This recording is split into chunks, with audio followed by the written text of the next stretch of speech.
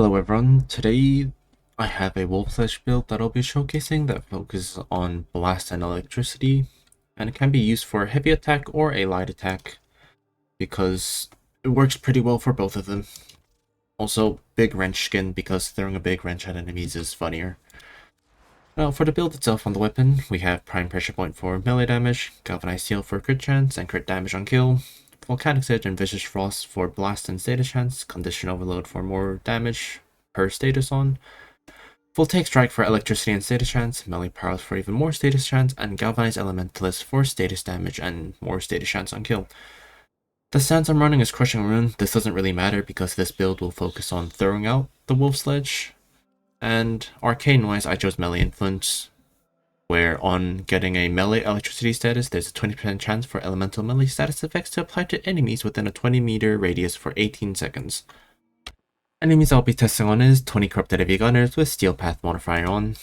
Now, just a quick little thing before I get into demonstrations, I'd appreciate if you could drop a like and sub if you enjoyed the video or took away anything useful. Now, here comes the demonstrations. I'll first just show the heavy attack because that's what people usually care about.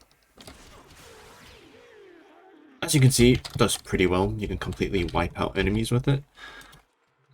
Just one more time. Yep, I mean, this weapon's pretty good for it. And because of melee influence, you can usually spread a bunch of statuses to everywhere and completely kill enemies. Now, for light attack, you just want to throw it at their feet so that it hits the floor and detonates, because if the wolf sledge hits a surface, it does blow up, so you want to just aim it at their feet like that to get an explosion. Get pretty decent damage.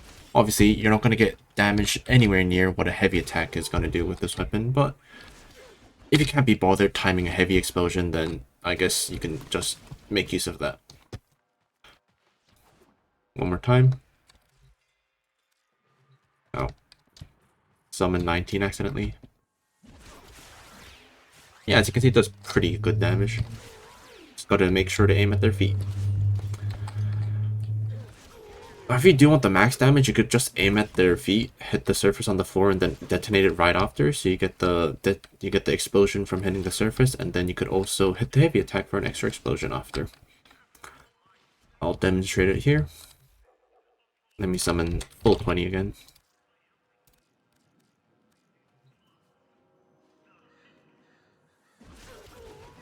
Like that. For even more damage, though you don't really need to do this. Like, you can just use the heavy attack on its own, but if you care about min-maxing, then you can just aim it at their feet and hit the heavy attack. One last thing I want to demonstrate with this build is that if you use Roar, it obviously super boosts your damage, that even the light attack will just one-shot. Like that. That was just a light attack, no heavy attack needed. So if you use Roar, you can just go around using light attacks, I guess light throws only. No need to do a heavy detonation and just aim at the floor.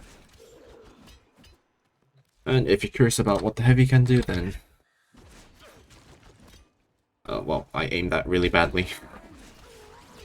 Yep, I mean heavy still does good damage.